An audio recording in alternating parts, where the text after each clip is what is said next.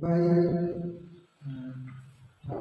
Assalamualaikum warahmatullahi wabarakatuh.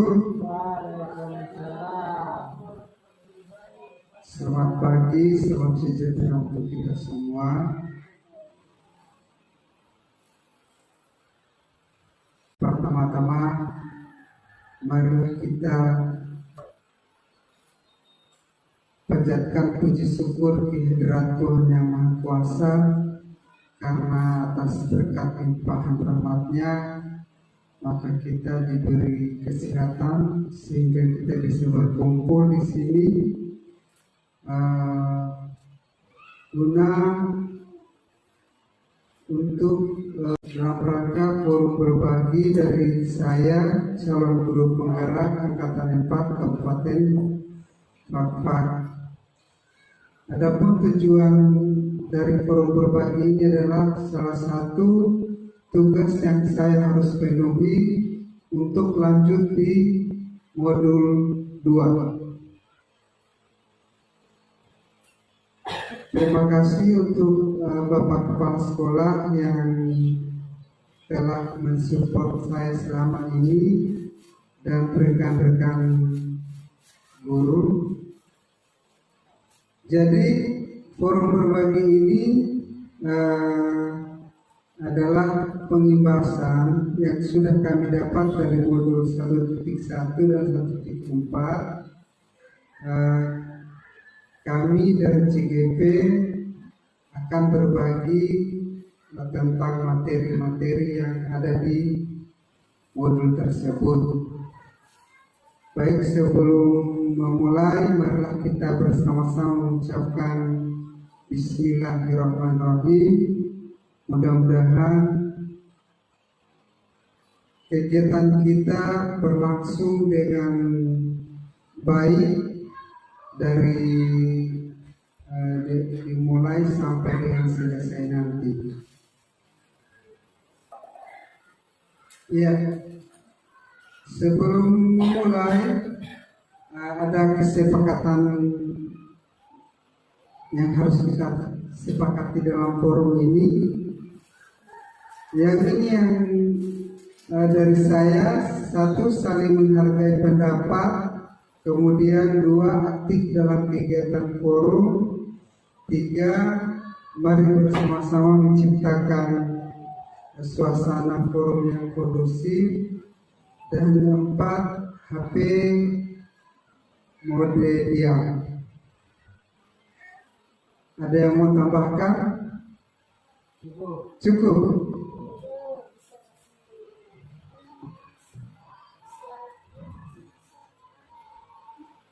Ya, baik.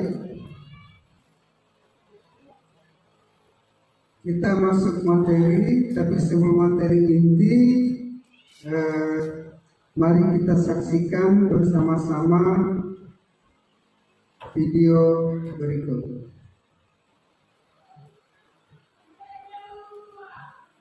Dalam rangka membentuk SDM unggul yang memiliki kompetensi global dan berperilaku sesuai nilai-nilai Pancasila, Kemendikbud berupaya membentuk profil pelajar Pancasila. Apa itu profil pelajar Pancasila? Disimak ya. Ada 6 karakter yang harus kita aplikasikan dalam kehidupan sehari-hari sebagai pelajar sepanjang hayat. 1. Beriman, bertakwa kepada Tuhan Yang Maha Esa dan berakhlak mulia. 2. Mandiri. 3. Bernalar kritis. 4. Berkebinekaan global. 5. Gotong royong. 6. Dan terakhir adalah kreatif. Nah, keenam elemen ini harus banget kamu aplikasikan dalam hidup kamu agar menjadi satu kesatuan yang saling mendukung dan berkesinambungan satu sama lain. Kata ibu, kamu mau jadi profil pelajar Pancasila ya? Iya dong ya. Berarti kamu tahu dong aspek untuk menjadi profil pelajar Pancasila? Aspek aspek atau nilai untuk menjadi pelajar sepanjang hayat ada 6. Pada nilai beriman, bertakwa kepada Tuhan Yang Maha Esa dan berakhlak mulia, pelajar Indonesia harus memahami beberapa nilai akhlak, yaitu akhlak beragama, akhlak pribadi, akhlak kepada sesama manusia, akhlak kepada alam, dan akhlak bernegara. Beberapa akhlak ini sudah pasti sering kita praktekkan dalam kehidupan sehari-hari ya, seperti taat beribadah, menghormati orang yang lebih tua, menghargai perbedaan, taat pada kewajiban sebagai warga negara Indonesia, dan masih banyak lagi.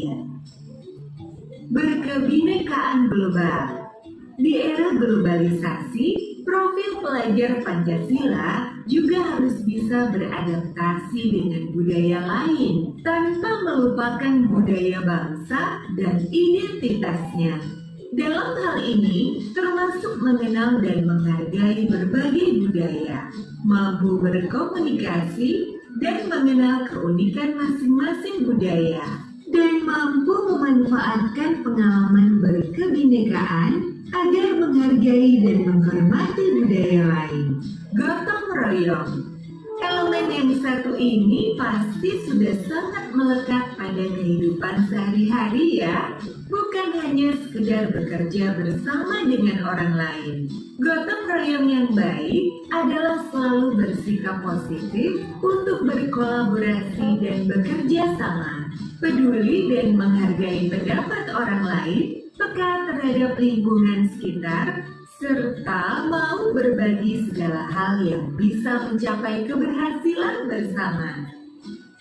Gambaran sebagai profil pelajar Pancasila yang selanjutnya adalah mandiri. Walaupun terdengar mudah dan sudah merasa menjadi bagian dalam diri, ternyata mandiri yang baik salah satunya yaitu sadar atas kemampuan dirinya, bisa mengendalikan emosi, dan tahu apa yang diperlukan untuk pengembangan dirinya. Tak hanya itu, pelajar Indonesia yang mandiri juga mampu mengatur pikiran dan perasaannya untuk mencapai sebuah tujuan. Bernalar kritis. Profil pelajar Pancasila juga harus bisa mengolah informasi yang diterima secara objektif, kemudian menganalisa, mengevaluasi, baru menerapkan informasi tersebut. Contoh yang sangat mudah, kita harus memiliki keingintahuan yang tinggi. Saat menerima informasi, kita harus menganalisis secara kritis sebagai dasar mengambil keputusan. Elemen yang terakhir, kreatif. Mampu memodifikasi atau menghasilkan sesuatu yang orisinil serta bermanfaat merupakan cerminan pelajar Pancasila yang kreatif. Hal sederhana yang bisa kita praktekkan yaitu dengan tidak malu untuk mengutarakan ide-ide baru. Bukan cuma itu, menghasilkan sebuah karya yang bermanfaat untuk sekitar juga harus kita lakukan. Dari ke-6 aspek itu, adik udah lakukan semua kan ya? Iya, Di. Siapa dulu dong yang ngajarin? Ayah. Pesan ayah, ke-6 aspek itu harus kamu praktekkan dan aplikasikan dalam kehidupan sehari-hari, agar karakter profil pelajar Pancasila ini akan selalu melekat dalam kepribadian generasi muda Indonesia. Baik, Ayah. Jadilah pelajar Indonesia yang menjunjung tinggi nilai-nilai Pancasila. Ya, demikian tadi kutipan video mengenai 6 aspek pelajar Pancasila yang sekarang sudah dicanangkan oleh Kementerian. Sekolah-sekolah itu acuannya peserta didiknya itu harus tertanam di dalam diri mereka itu 6 karakter atau 6 elemen profil pelajar Pancasila. Semoga dengan video tadi bisa menjadi satu pengetahuan untuk kita semua. Ya, baik Bapak Ibu, kita masuk di modul 1.1 filosofi pendidikan sesuai pemikiran Ki Hajar Dewantara.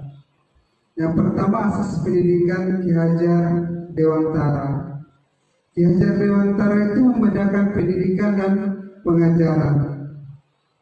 Dalam memahami arti dan tujuan pendidikan, menurut Ki Hajar Dewantara, pengajaran adalah bagian dari pendidikan. Pengajaran merupakan proses pendidikan dalam memberi ilmu atau berfaedah untuk kecapakan hidup anak secara lahir dan batin. Sedangkan pendidikan memberi tuntunan terhadap hidup anak secara lahir dan batin. Kemudian sedangkan pendidikan memberi tuntunan terhadap segala kekuatan kodrat yang dimiliki anak agar ia mampu mencapai keselamatan dan kebahagiaan yang setinggi-tingginya, baik sebagai seorang manusia maupun sebagai anggota masyarakat. Jadi menurut Ki Hajar Dewantara, pendidikan dan pengajaran merupakan usaha persiapan dan persediaan untuk segala kepentingan hidup manusia, baik dalam hidup bermasyarakat maupun hidup berbudaya dalam arti yang seluas-luasnya. Jadi pendidikan itu adalah tempat persemaian benih-benih kebudayaan dalam masyarakat. Ki Hajar Dewantara memiliki keyakinan bahwa untuk menciptakan manusia Indonesia yang beradab, maka pendidikan menjadi salah satu kunci utama untuk mencapainya. Pendidikan dapat menjadi ruang terlatih dan bertumbuhnya nilai-nilai kemanusiaan yang dapat diteruskan dan diwariskan. Selanjutnya, dasar-dasar pendidikan. Ya, dalam menuntun laku dan pertumbuhan kodrat anak, Ki Hajar Dewantara mengibaratkan peran pendidik seperti seorang petani atau pak tukang kebun di lahan yang telah disediakan. Sedangkan anak-anak seperti biji tumbuhan. Anak-anak itu bagaikan bulir-bulir jagung yang ditanam. Bila biji jagung ditanam di tempat yang subur dengan mendapatkan sinar matahari dan pengairan yang baik, maka meskipun biji jagung adalah bibit jagung yang kurang baik, dapat tumbuh dengan baik karena perhatian dan perawatan dari pak tani. Demikian sebaliknya, meskipun biji jagung itu disemai adalah bibit berkualitas baik, namun tumbuh di lahan yang gersang dan tidak mendapatkan pengairan dan cahaya matahari serta kerajinan pak tani, maka biji jagung itu mungkin tumbuh namun tidak akan optimal. Nah, jadi sebagai guru itu kita ibaratkan petani, sedangkan siswa kita adalah bibit. Jadi meskipun bibit itu bukan dari bibit unggul, tapi kalau kita semai terus dari tangan seorang petani yang betul-betul memahami dunia pertanian, maka dipastikan tanaman itu akan tumbuh dengan baik dan subur. Demikian juga sebaliknya, meskipun bibit itu dan bibit yang berkualitas, tapi bukan di tempat yang baik, maka bisa jadi bibit itu tidak akan tumbuh dengan optimal. Kemudian untuk proses pendidikan kita harus melihat kodrat alam dan kodrat zaman anak. Ya, maksudnya pola pendidikan kita tidak lagi sama dengan pola pendidikan anak zaman sekarang. Zaman sekarang anak-anak sudah lebih ditekankan untuk menguasai TIK dalam arti pembelajaran abad 21.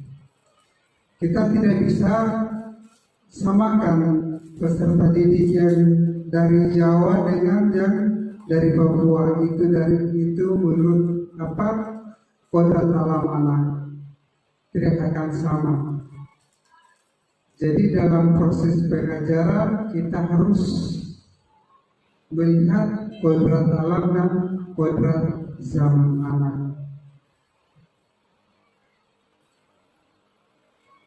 Kemudian budi pekerti, menurut Hajar Dewantara, budi pekerti atau watak merupakan perpaduan antara gerak pikiran, perasaan dan kehendak atau kemauan sehingga menimbulkan tenaga.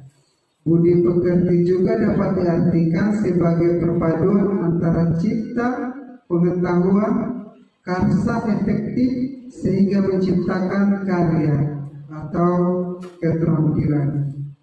Seni merupakan perpaduan harmonis antara cipta dan karsa, demikian pula bahagia. Lebih lanjut, Ki Hajar Dewantara menjelaskan kehidupan keluarga menjadi tempat yang utama dan paling baik untuk melatih pendidikan sosial dan karakter baik sebagai seorang anak. Keluarga merupakan tempat bersemainya pendidikan yang sempurna bagi anak untuk melatih kecerdasan budi pekerti, pembentukan watak individual. Keluarga juga menjadi ruang untuk mempersiapkan hidup anak dalam bermasyarakat dibanding dengan pusat pendidikan lainnya. Jadi Bapak Ibu, dulu ada istilah itu anak seperti kertas kosong itu untuk menurut filosofi Hajar Dewantara itu kurang tepat. Menurut beliau anak-anak itu sudah lahir dengan warna masing-masing. Jadi kita guru itu hanya menuntun mereka, tidak menuntut. Pada kenyataannya selama ini kita selalu menuntut anak. Nilai bahasa Indonesia harus dapat 80, nilai bahasa Inggris harus dapat 60. Nah, dalam pola pendidikan Hajar Dewantara, kita sebagai guru itu hanya menuntun sesuai dengan minat dan bakat anak. Misalkan seorang anak yang mungkin hobi menyanyi, tapi karena tidak atau karena kurang percaya diri, maka sebagai guru kita tuntun mereka supaya menjadi orang yang percaya diri, sehingga potensi yang dia miliki bisa tercapai dengan maksimal. Ya, demikian untuk isi modul 1 filosofi pendidikan sesuai dengan pemikiran Ki Hajar Dewantara. Jadi dalam proses pembelajaran di kelas itu pola pendidikan lama seperti ceramah di depan kelas, anak-anak hanya mendengarkan, itu kalau bisa diubah. Kita guru dalam kelas itu hanya sebagai pamong, hanya memfasilitasi mereka. Saat kita memberikan sedikit materi, kemudian kita kasih mereka masalah, kemudian mereka menyelesaikan masalah itu dan mempresentasikan di depan. Apalagi yang ada mata pelajaran yang sampai 3 jam itu, boleh dikatakan pasti siswa itu akan jenuh dalam kelas. Jadi sebaiknya dalam proses belajar mengajar ada waktu 5 sampai 10 menit itu diseling dengan permainan supaya anak-anak kembali fresh dalam mengikuti kegiatan belajar mengajar. Nah, selanjutnya untuk modul 1.4 itu budaya positif. Ya, di budaya positif ini ada 6: perubahan paradigma, stimulus, respon, lawan, teori kontrol, arti disiplin, dan 3 motivasi perilaku manusia, keyakinan kelas, hukuman dan penghargaan, kebutuhan dasar manusia, posisi kontrol kita sebagai guru, dan segitiga restitusi. Perubahan paradigma. Ya, contohnya ada si A dan si B. Kalian bayangkan, kalian sobek secari kertas, kemudian kalian tulis sesuatu yang paling berharga buat kalian, yang menurut kalian itu orang lain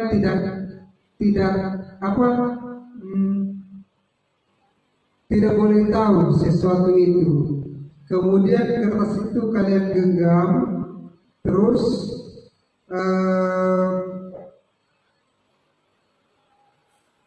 minta. Kemudian teman Anda minta untuk membuka dengan sekuat tenaga kertas yang kalian genggam itu.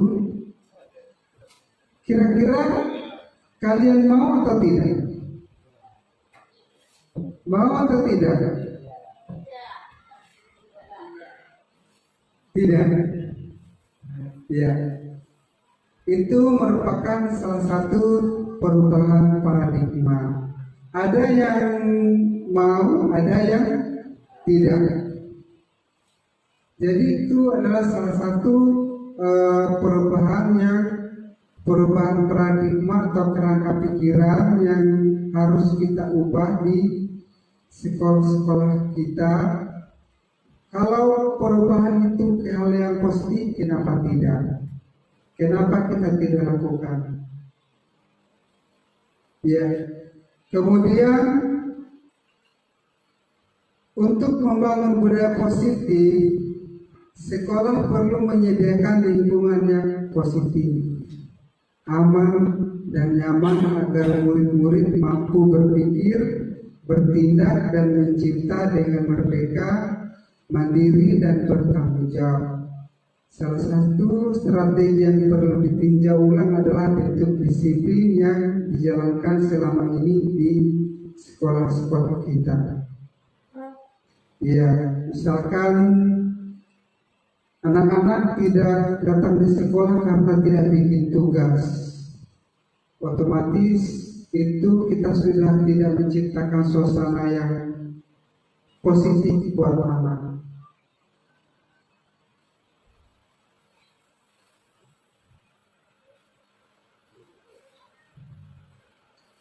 Kemudian perubahan paradigma teori kontrol, ilusi guru mengontrol murid.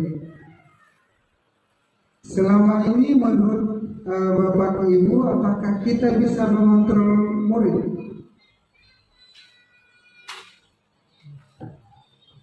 Bisa. Ya, itu hanya ilusi saja. Sebenarnya kita tidak bisa mengontrol murid. Murid melakukan apa yang kita perintahkan itu, dia hanya mengizinkan dirinya saja untuk dikontrol, tapi sebenarnya dia tidak mau dikontrol. Kemudian bahwa kritik dan membuat merasa orang bersalah itu dapat melemahkan karakter, itu juga sebenarnya salah. Justru dengan kritik dan membuat orang merasa bersalah itu akan menumbuhkan sisi negatif buat orang, apalagi anak. Selanjutnya, bahwa semua perbuatan positif NTP dapat bermanfaat. Ini tidak semua bermanfaat, tergantung dari situasi dan kondisi. Selanjutnya, bahwa orang dewasa memiliki hak untuk memaksa, itu juga salah ya, salah. Karena kita contohkan untuk diri pribadi kita tidak mau juga orang lain memaksa apa yang kita tidak inginkan.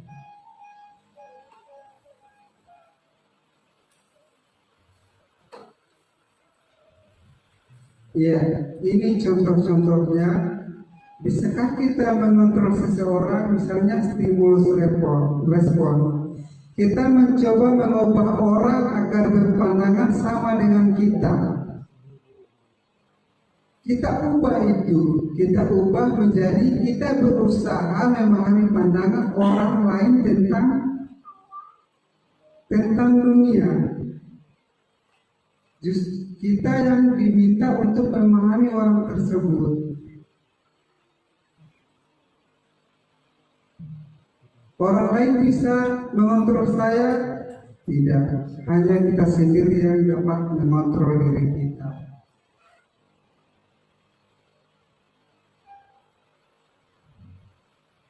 Ya, selanjutnya adalah makna disiplin. Disiplin berasal dari bahasa Latin disciplina yang artinya belajar. Makna asal dari kata ini berkonotasi dengan disiplin diri dari murid-murid Socrates dan Plato. Disiplin diri membuat orang menggali potensinya menuju sebuah tujuan apa yang dia hargai. Namun dalam budaya kita itu disiplin lain. Disiplin itu dikaitkan dengan aturan-aturan. Padahal makna kata disiplin itu telah berubah. Ya, dalam budaya kita makna kata disiplin itu telah berubah menjadi sesuatu yang dilakukan seseorang pada orang lain untuk mendapatkan kepatuhan. Kecenderungan umum adalah menghubungkan kata disiplin dengan ketidaknyamanan, bukan dengan apa yang kita hargai atau pencapaian suatu tujuan mulia. Nah, ini teori motivasi perilaku manusia yang berhubungan dengan disiplin. Yang pertama, selama ini itu sebenarnya disiplin itu dari motivasi eksternal, bukan internal. Harusnya disiplin itu dari motivasi internal. Misalkan datang di sekolah tepat waktu, kita guru-guru dan masuk di kelas tepat waktu. Itu untuk menghindar ketidaknyamanan hukuman atau karena aturan? Iya, pasti.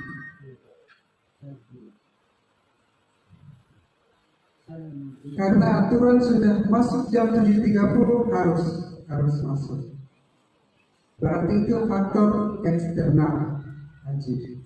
Kemudian ada lagi yang naik lagi ke tahap berikutnya itu karena faktor mendapatkan penghargaan. Banyak orang yang melakukan itu. Saya datang tepat waktu supaya dapat pujian. Supaya dapat pujian dari kepala sekolah. Ya, tapi harusnya disiplin itu yang perilaku manusia itu yang motivasi internal, itu tujuan positif. Datang tepat waktu itu benar-benar sadar dalam diri bahwa ini merupakan tanggung jawab saya, merupakan kewajiban saya. Biar tidak ada aturan itu, tetap saya harus hadir tepat waktu.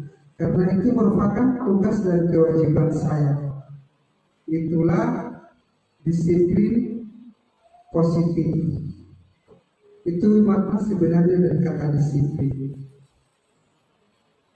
Bukan karena ingin mendapatkan, bukan karena takut mendapatkan hukuman, bukan karena ingin mendapatkan penghargaan, tapi karena sadar akan nilai dan harga diri sendiri.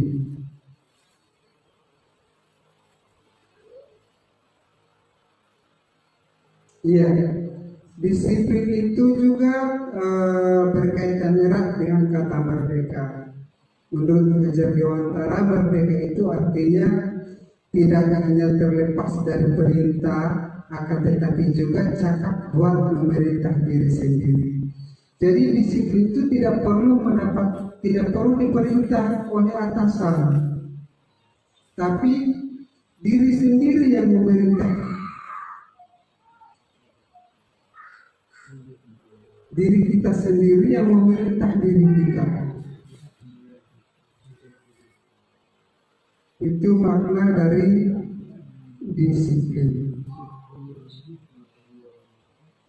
Ya, untuk menanamkan disiplin ini dalam pembelajaran di kelas itu, Bapak Ibu, mulai dari sekarang itu terutama buat wali-wali kelas, khususnya wali-wali kelas ya,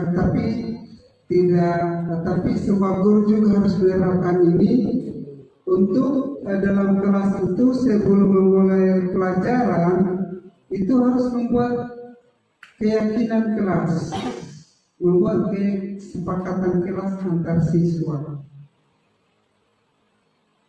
Jadi kita membuat aturan di kelas itu kita melibatkan siswa sehingga mereka bisa meminimalisir pelanggaran yang bisa mereka lakukan, karena aturan itu mereka sendiri yang buat, berbeda dengan aturan yang kita buat. Jadi usahakan dalam kelas itu kita buat aturan harus melibatkan siswa.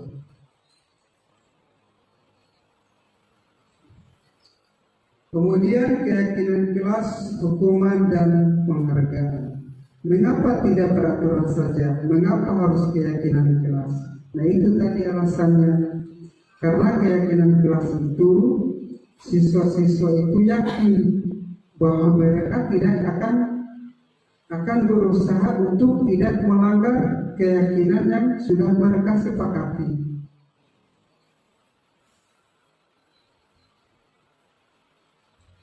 Tujuannya untuk salah satunya adalah keselamatan, selamat dari hukuman, selamat dari konsekuensi.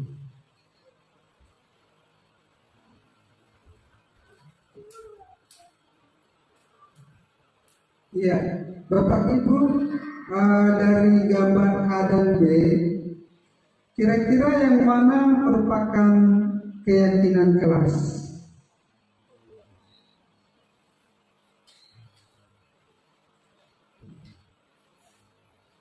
Buros. Kesepakatan kelas di gambar A, datang tepat waktu, mengucapkan salam, menjaga kebersihan sekolah, berdoa sebelum dan sesudah kegiatan, aktif dalam pembelajaran. Sedangkan gambar B,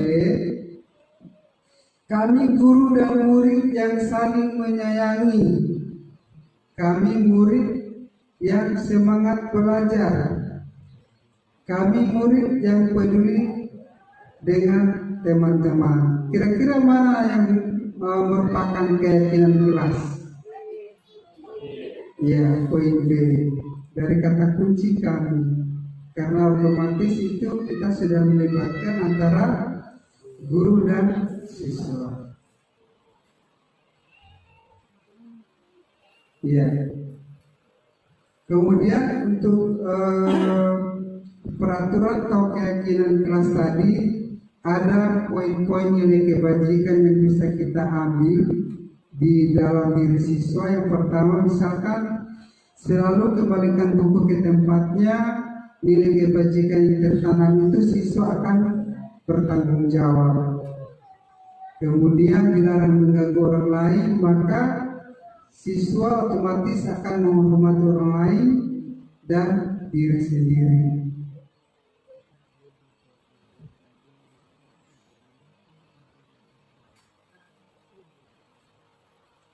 Ya,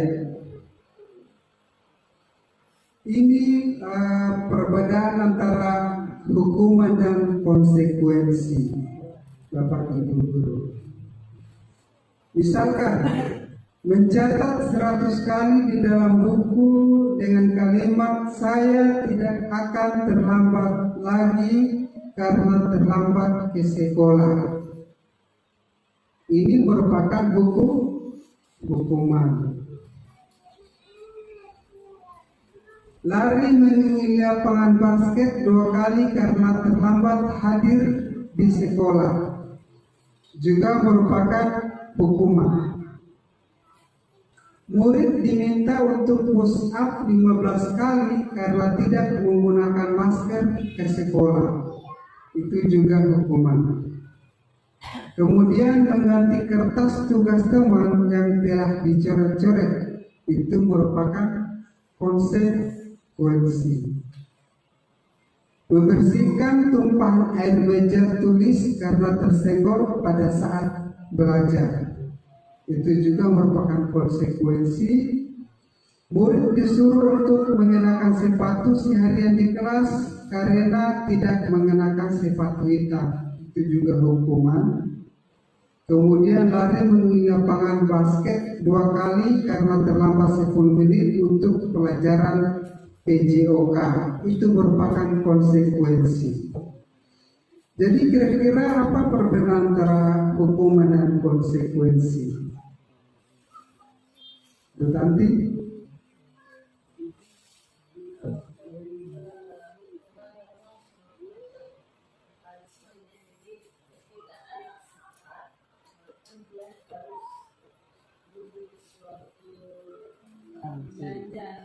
Iya.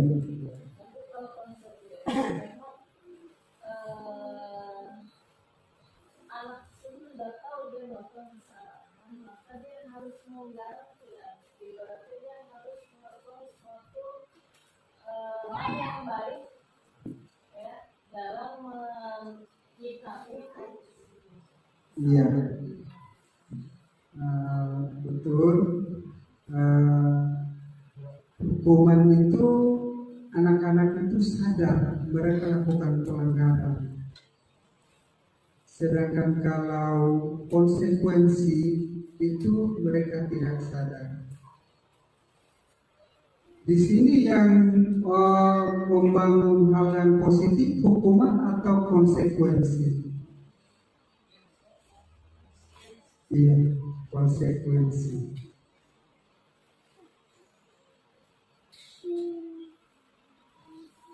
Ya, karena hukuman itu kita lihat di sini perbedaan hukuman dan konsekuensi. Hukuman itu sesuatu yang menyakitkan yang harus terjadi. Kalau konsekuensi sesuatu harus terjadi. Kemudian membuat anak sakit baik fisik maupun hati dalam jangka waktu yang lama. Sedangkan konsekuensi itu membuat anak merasa tidak nyaman hanya dalam waktu jangka yang pendek. Kemudian kalau hukuman, anak akan membenci kedisiplinan. Sedangkan kalau konsekuensi, anak akan menghargai disiplin.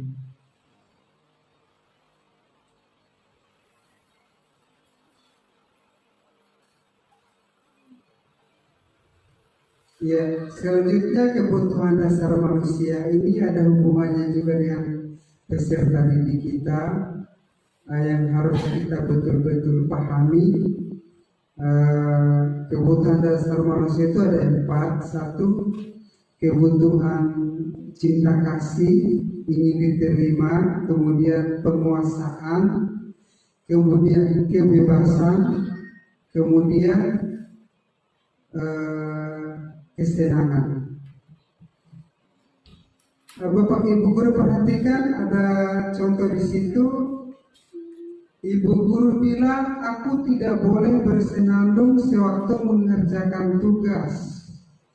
Katanya kelas harus tenang, tidak ada suara. Padahal aku kan suka senang, aku kan suka dan senang menyanyi. Kebutuhan apa yang dibutuhkan anak itu? Dari 4 kebutuhan manusia tadi.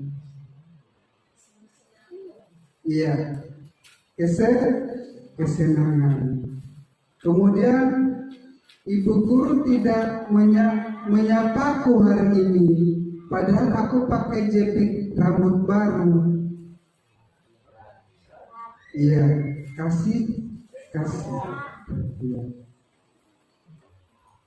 Kemudian aku bosan, masa belajarnya cuma gitu aja, dengerin ibu guru aja. Kebutuhan apa?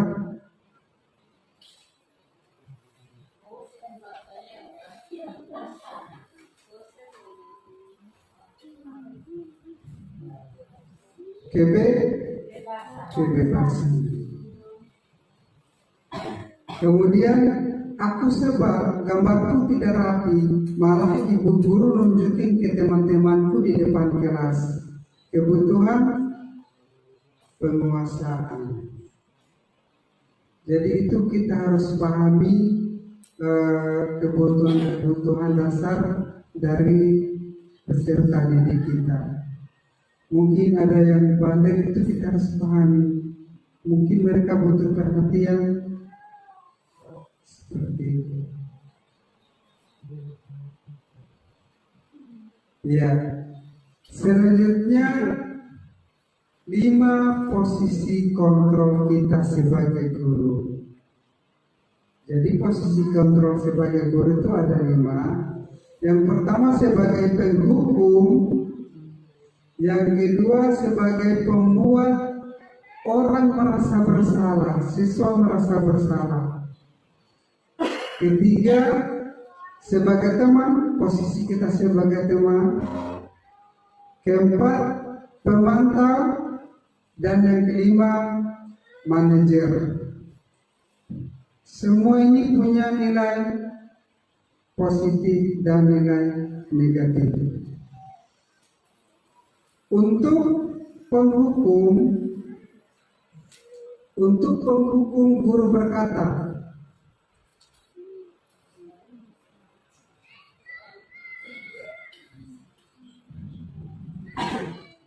menghardik, menunjuk-nunjuk, menyakiti dan menyindir, itu perbuatan guru. Kemudian guru berkata, kalau kamu tidak melakukan, awas ya. Selalu kita lakukan ya. Kemudian hasilnya itu anak akan memberontak. Pasti anak akan memberontak. Kemudian otomatis alasan yang dipakai itu alasan yang tidak benar, pasti berbohong. Kenapa kemarin tidak masuk? Sakit ini.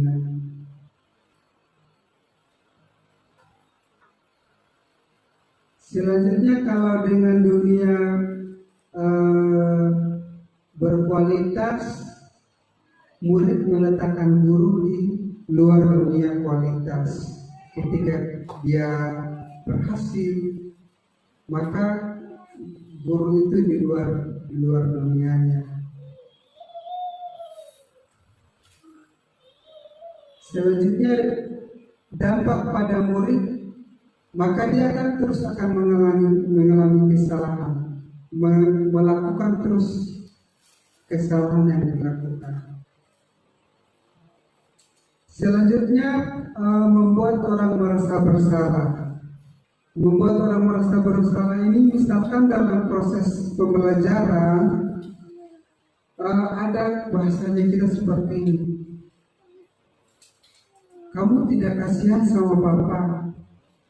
Bapak itu tiap hari dipanggil kepala sekolah gara-gara kamu. Itu otomatis akan membuat anak merasa bersalah.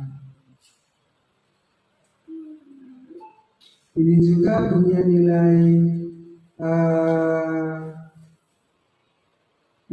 seperti guru berceramah dan mengatakan seharusnya kamu begini, ibu kecewa.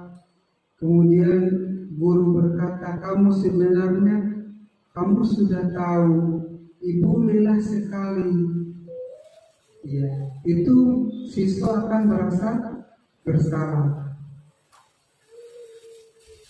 Kemudian untuk hasilnya tetap dia akan menyembunyikan alasan mengapa dia melakukan pelanggaran itu, tetap akan berbohong. Selanjutnya dalam dunia berkualitas, murid meletakkan guru di dalam dunia berkualitas. Kemudian murid akan berkata, maafkan saya. Dampaknya pada murid akan merasa rendah diri.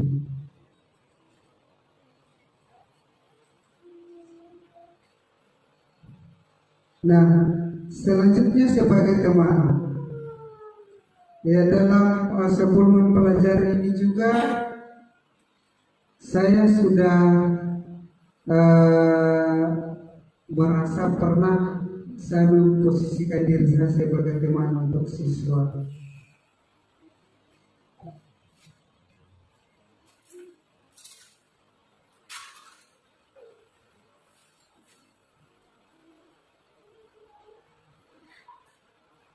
Ya, guru membuatkan ajaran-ajaran untuk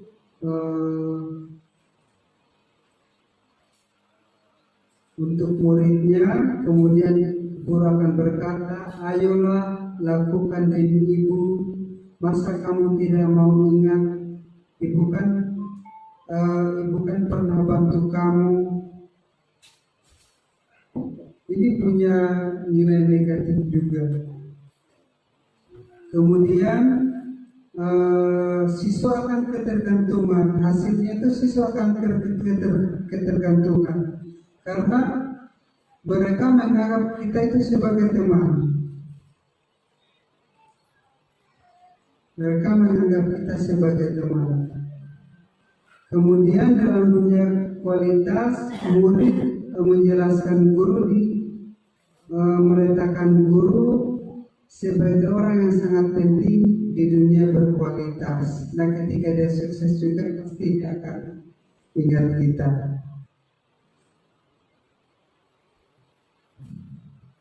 Kemudian murid akan berkata, saya pikir bapak ibu teman saya ternyata begitu. Jadi ini nilai negatifnya itu ketika suatu saat kita tidak membantu dia, membantu si anak, maka si anak akan merasa kecewa dengan kita.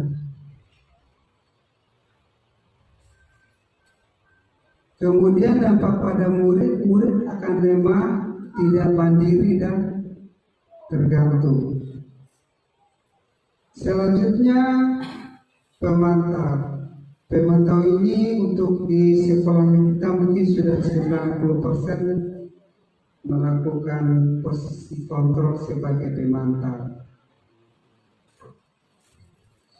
Minggu tunggal minggu setiap hari wali kelas masuk di kelas, siapa yang hadir, siapa yang tidak hadir. Kemudian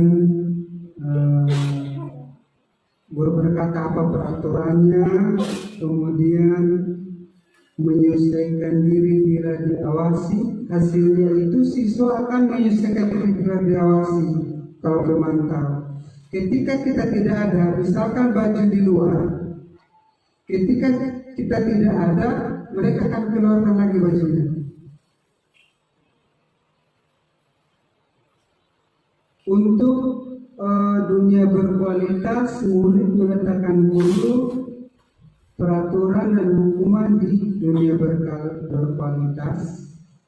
Kemudian kita akan berkata, berapa banyak bintang yang saya harus peroleh, seberapa halaman yang harus saya tulis.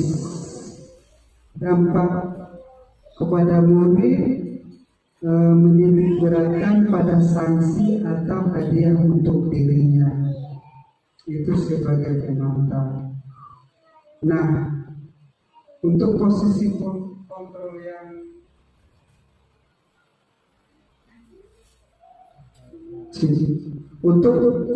kontrol yang terakhir adalah manajer. Nah, sebagai guru, sebagai calon guru penggerak, di sini saya himbau buat teman-teman, mari kita belajar untuk memposisikan diri kita sebagai manajer dalam memperhatikan peserta didik kita.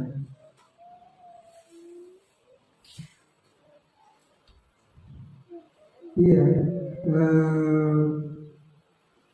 ini efeknya pada siswa itu dia akan menghargai diri sendiri, mengajukan pertanyaan-pertanyaan mengapa dia melakukan pelanggaran, melakukan kesalahan.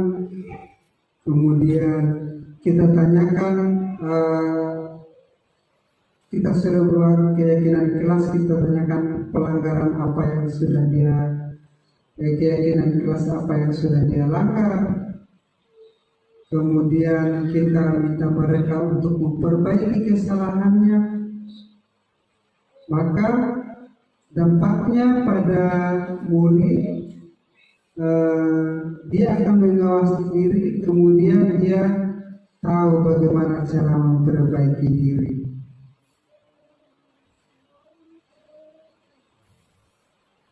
Nah, dan yang terakhir adalah restitusi. Restitusi adalah proses menciptakan kondisi bagi murid untuk memperbaiki kesalahan mereka, sehingga mereka bisa kembali pada kelompok mereka dengan karakter yang lebih kuat. 9 ciri-ciri restitusi. 1. Bukan untuk menebus kesalahan, namun untuk belajar dari kesalahan. 2. Memperbaiki hubungan. 3. Tawaran bukan paksaan. 4. Restitusi menuntun untuk melihat ke dalam diri. Kemudian restitusi mencari kebutuhan dasar yang mendasari tindakan. Restitusi diri adalah cara yang paling baik untuk memperbaiki diri. Restitusi fokus pada karakter bukan tindakan. Restitusi fokus pada solusi. Restitusi mengembalikan murid yang berbuat salah pada kelompoknya. Nah, ini posisi kontrol kita sebagai guru. Ketika siswa melakukan suatu kesalahan, maka langkah ini yang akan kita ambil, yang lebih dikenal dengan segitiga restitusi.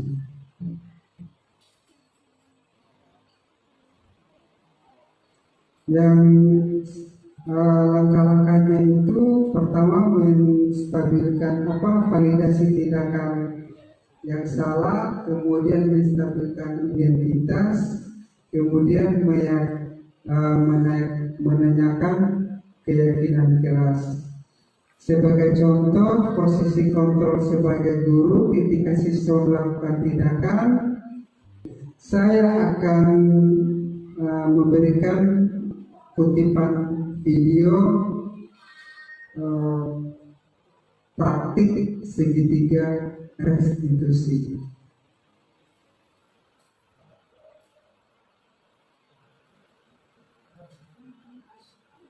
Ya, ini tadi ciri restitusi.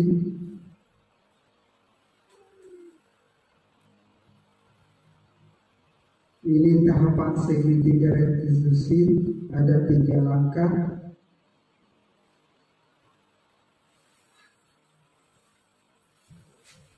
Ya, di sini ada skenario kasus nama Febrianto, pelanggarannya mengganggu teman dan sering datang terlambat. Ya.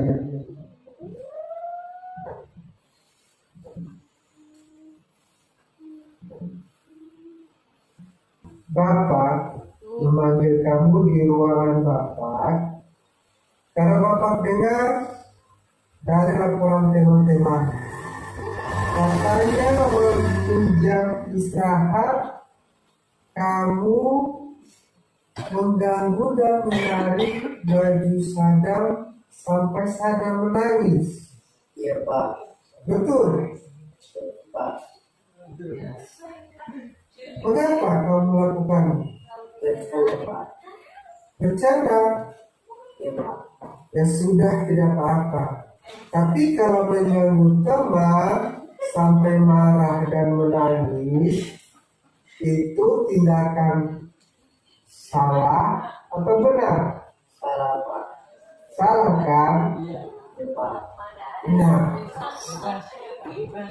ya sudah, tidak apa-apa.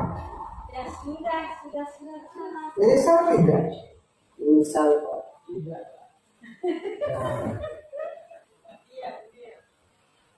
Semua orang pasti melakukan kesalahan, tetapi yang terpenting adalah bagaimana manusia itu menyadari kesalahannya dan mau memperbaikinya, dan juga tidak akan mengulangi tindakan yang salah tersebut.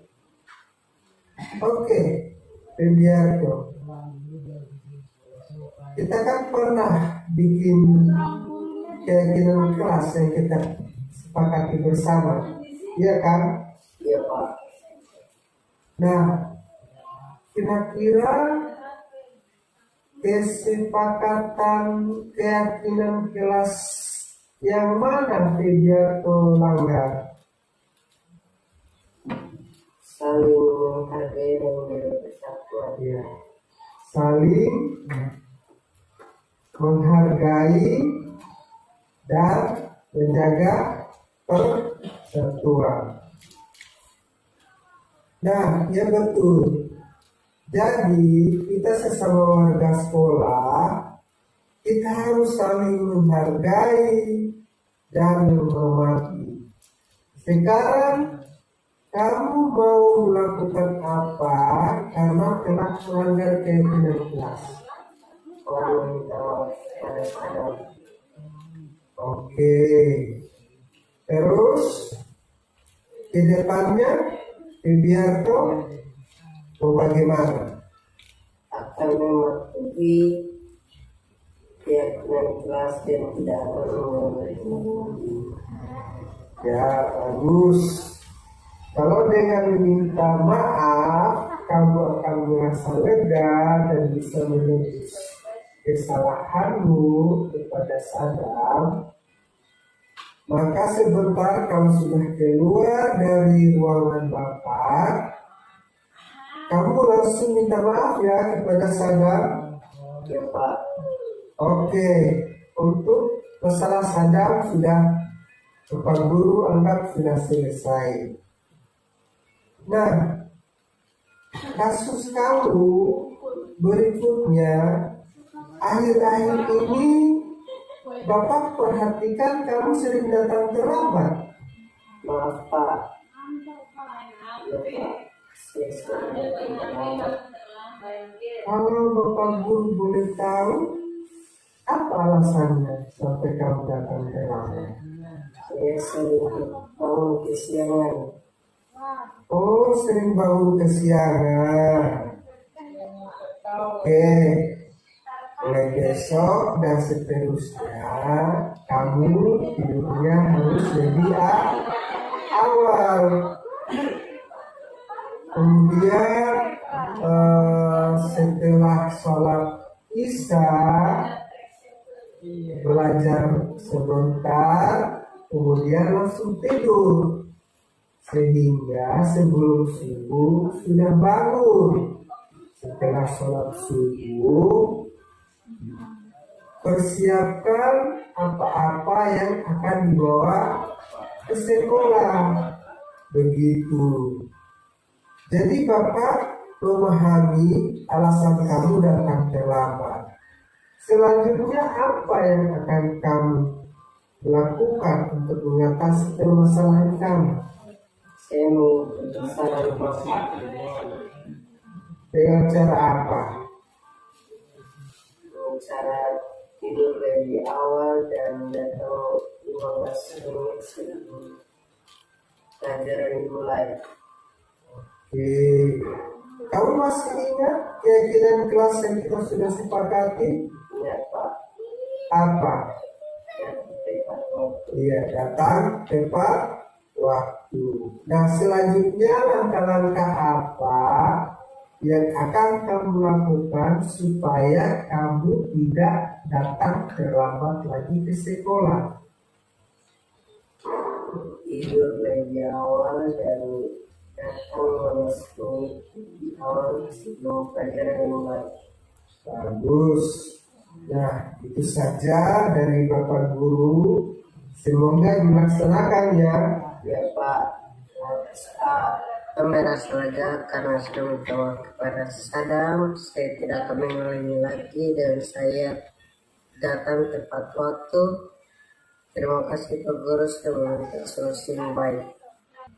Iya, baik Bapak Ibu. Tadi kita sudah nonton bersama sebuah cuplikan praktik segitiga restitusi. Posisi kita sebagai manajer dalam hal menangani siswa yang bermasalah. Ya, demikian isi dari modul 1 dan 1.1 dan 1.4 yang kami pelajari di guru penggerak, di pendidikan guru penggerak. Selanjutnya tiba akhir acara forum berbagi dengan ucapan Bismillahirrahmanirrahim. Terima kasih. Assalamualaikum warahmatullahi wabarakatuh.